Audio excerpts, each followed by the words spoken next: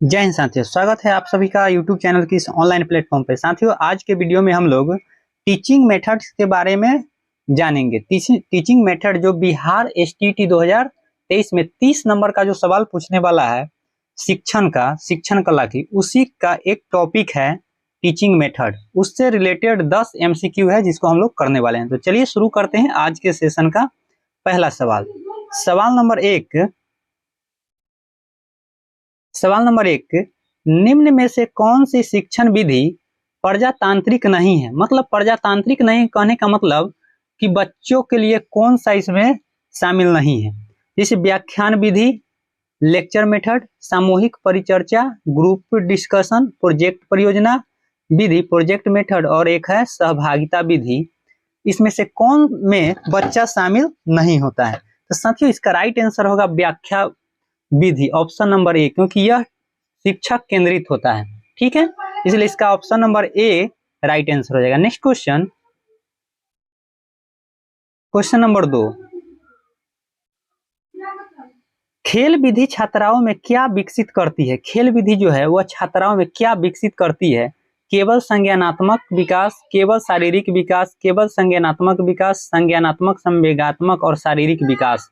इसका right answer हो जाएगा साथियों, खेल विधि में संज्ञानात्मक, संवेगात्मक और शारीरिक विकास सभी विकसित होते हैं। ऑप्शन नंबर डी इसका राइट आंसर हो जाएगा। नेक्स्ट क्वेश्चन,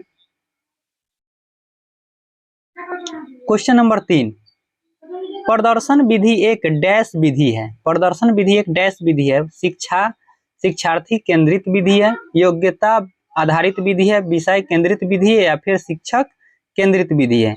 तो 3 का आंसर जो होगा साथियों, प्रदर्शन विधि एक कैसा विधि प्रदर्शन कर रहा है, तो यह जो है यह एक शिक्षक केंद्रित विधि है, टीचर सेंटर्ड मेथड है। ऑप्शन नंबर डी इसका सही जवाब हो जाएगा। अगला सवाल, क्वेश्चन नंबर 4, खोज विधि और गतिविधि विधि जैसी शिक्षण विधियों द्वारा डैश का विकास होता है। बुद्धिमान सोच मतलब इंटेलिजेंट थिंकिंग का अपसारी सोच, डाइवर्जेंट थिंकिंग का अभिसारी सोच, कन्वर्जेंट थिंकिंग का, और एक है अभिसारी और अपसारी दोनों का। तो इस सवाल का जो सही उत्तर होगा, खोज विधि जो होता है साथियों, वह ओपन इंडेड क्वेश्चन होता है। मतलब एक क्वेश्चन का अधिक से अधिक खोज विधि से ज्यादा आंसर होता है। जैसे हम कहे 4, तो ये 4 के बारे में देखिए, जैसे 2+2 भी होता है, 3+1 भी होगा, 0+4 भी होगा। ये क्या है? ओपन इंडेड क्वेश्चन होगा। तो ये हो गया खोज विधि, तो ये अपसारी सोच रहेगा। ऑप्शन नंबर बी इसका राइट आंसर हो जाएगा। Next question, question number 5, dash आगमन विधि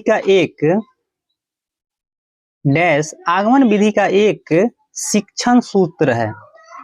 तो इसका राइट आंसर जो होगा क्या होगा? सामान्य से विशिष्ट की ओर, सूक्ष्म से स्थूल की ओर, नियम से उदाहरण की ओर, और ज्ञात से अज्ञात की ओर। साथियों, ये आगमन विधि है, इंडक्टिव मेथड, और एक होता है निगमन विधि, डिडक्टिव मेथड। तो इसका राइट आंसर जो हो जाएगा वो हो जाएगा ज्ञात से अज्ञात की ओर। ऑप्शन नंबर डी इसका राइट आंसर होगा। नेक्स्ट क्वेश्चन, क्वेश्चन नंबर 6, निगमनात्मक विधि के माध्यम से क्या पढ़ाया जा रहा है? ऑप्शन ए सामान्य से विशिष्ट तक, विशिष्ट से सामान्य तक, स्थूल से सूक्ष्म तक, और सरल से कठिन तक। तो इस सवाल का राइट आंसर जो है यह है निगमनात्मक डिडक्टिव मेथड। डिडक्टिव मेथड में क्या होता है? पहले फॉर्मूला बताया जाता है, ठीक है, पहले फॉर्मूला और फिर एग्जाम्पल, और निगमन में और आगमन विधि में था पहले उदाहरण और फिर उसका नियम चलता है, क्वेश्चन चलता है। तो साथियों, इस सवाल का जो सही उत्तर हो जाएगा ऑप्शन होगा सामान्य से विशिष्ट की ओर। ऑप्शन नंबर ए इसका सही जवाब है। नेक्स्ट क्वेश्चन, क्वेश्चन नंबर 7, सुकरात विधि के रूप में जाना जाता है। सुकरात यानी सुकरात विधि के रूप में जाना जाता है कौन सा? व्याख्या प्रदर्शन विधि, परिचर्चा विधि, पूछताछ विधि, या फिर प्रश्नोत्तर विधि। कौन सा विधि है? सुकरात ने कौन सा विधि दिया था? तो यह है क्वेश्चन आंसर विधि, प्रश्नोत्तर विधि। ऑप्शन नंबर डी इसका राइट आंसर होगा। नेक्स्ट क्वेश्चन, क्वेश्चन नंबर 8,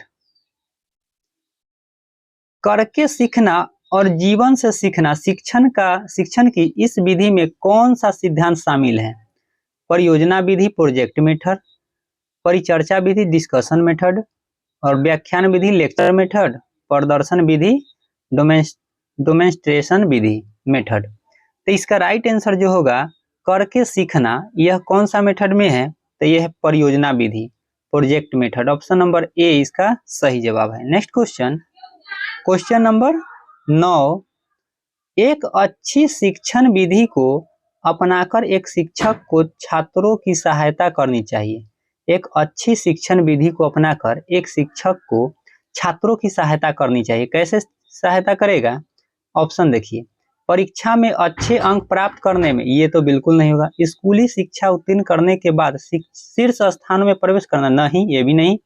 जीवन के सभी क्षेत्रों में समस्याओं को हल करने में, जीवन के सभी क्षेत्रों में समस्याओं को हल करने में, इसका राइट आंसर जो होगा साथियों ऑप्शन नंबर सी हो जाएगा। ऑप्शन नंबर सी सही विकल्प है।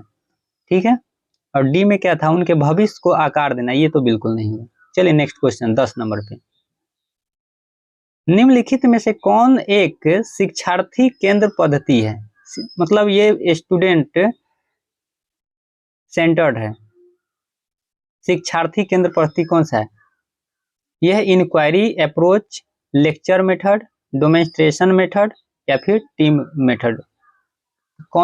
टीम टीचिंग कौन सा हो जाएगा इसका राइट आंसर? तो साथियों इसमें जो होगा शिक्षार्थी केंद्रित पद्धति में, यह होता है इंक्वायरी अप्रोच, जिसमें बच्चा अधिक से अधिक प्रश्न पूछता है। ठीक है, तो ये होता है ऑप्शन नंबर ए इसका राइट आंसर हो जाएगा।